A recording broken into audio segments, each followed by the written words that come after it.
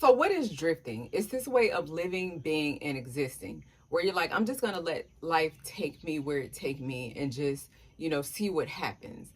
Almost similar to this, I'm going to leave it on the universe to decide. I'm just going to trust in the universe that it's going to bring all the things to me that I desire.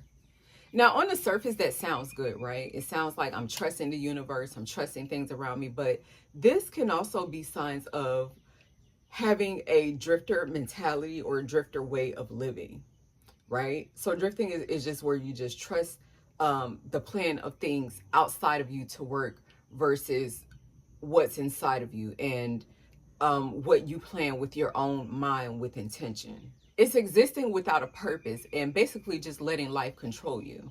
We're going to talk about some of the things that either drifters do or what could cause you to be a drifter.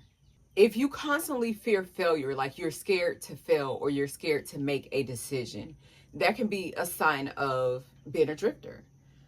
Letting fear control you and letting it take over you being afraid to make any, type of decision. So I used to be afraid to be consistent on something because it's like, I don't know if I'm gonna be able to keep that consistency up, if I'm gonna be able to do this again. But then I, tend to be disappointed in myself if I didn't keep that up. But it's better to just do and to keep going versus to say, I'm not gonna do something because I'm afraid. Over time, you'll curate how you're supposed to get that process done, or you'll become better at it. Being comfortable can also be one of the biggest traps. So it's like if you're comfortable being in the loop that you're in, then that could be a big trap because comfort is an enemy to, trying to start a new process or working towards a goal. Like when an athlete starts training, of course they're uncomfortable or they start having to do something that they don't necessarily want to do. It's uncomfortable. Like who wants to just get up and push their body, or who wants to always eat healthy? It can be uncomfortable, right? Because sometimes you just want to do what you want to do. But because it's not comfortable, a lot of people break that and they can't move forward with their goals because they're just used to that comfort and their brain craves that. So it's like they can't even get to the next level because it's comfortable here. And goodness forbid if I get away from that, and they just you wouldn't know what to do. Having bad habits is a big sign of being a drifter. Like, because that means that you're not aware or that you don't care to be aware, right? So you're just okay with the habits that you have, and it's like in your head you know that they're not great habits.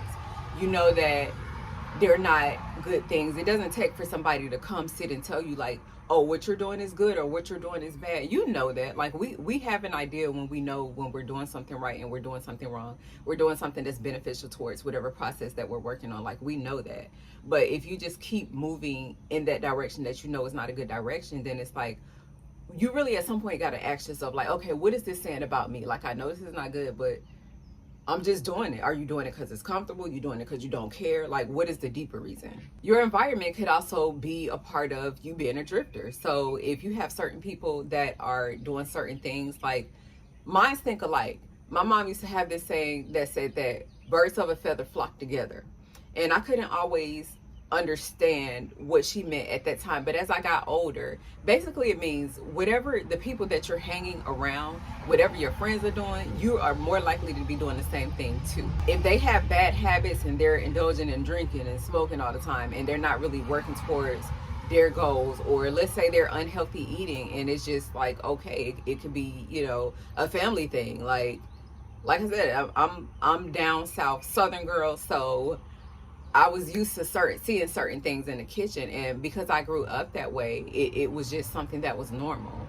It wasn't something that I questioned because it was passed down to me by people that I love, and that's not knocking them because I think that they did the very best that they could with what they had and the knowledge that they had at that time, and I appreciate them. But when we get new knowledge on certain things, like we have to put that into action. So when you know better, you're supposed to do better, even though we don't always do better. Negative mindsets influences behavior, and energy affects behavior.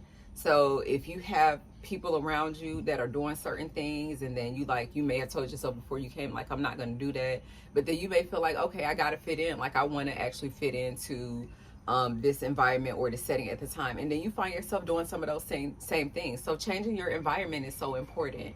And I don't think we take that into consideration. Like those same people that you was hanging out with before you set that new goal, or set that you was going to work on this new goal, you may not be able to hang out with those people for a while. And that's not being mean. You can let them know, like, hey, I love you. I just have some things that I'm trying to work on now. And, you know, a person that love you, hopefully they'll understand. And if they don't, then maybe it's some deeper messages to take from that there. Awareness is the most important thing of being a drifter. So if you're not aware that you're a drifter, you're just going through life, and then you wake up one day like 10 years later and you're like, wow, I haven't accomplished half of the stuff that I wanted to. And you'll be surprised how fast time can fly by. We have to wake up mentally. And it's not always easy because it brings a sense of uncomfort.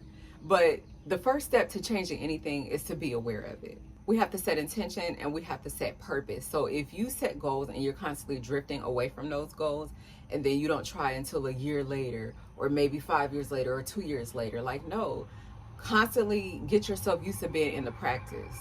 If you have a 30-day goal set, whether it's a diet, whether it's something, you know, to do with the job, whether it's something to do with YouTube, if you have a 30-day goal set and then you lapse on that goal, like let's say maybe the second week that you don't follow up as hard, right?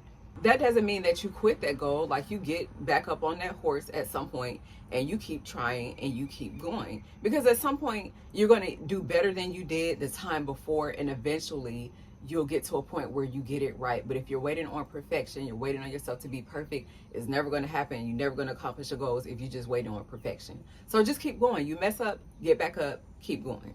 Could you imagine if a baby fell on the floor and when they fell down, they're like, I'm never going to get up and walk again.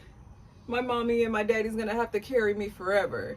That would literally be insane to you, right? Because in our minds, we can't comprehend that, because babies naturally get up and they start walking and they start moving again. But for some reason, when we turn into adults, this idea becomes okay.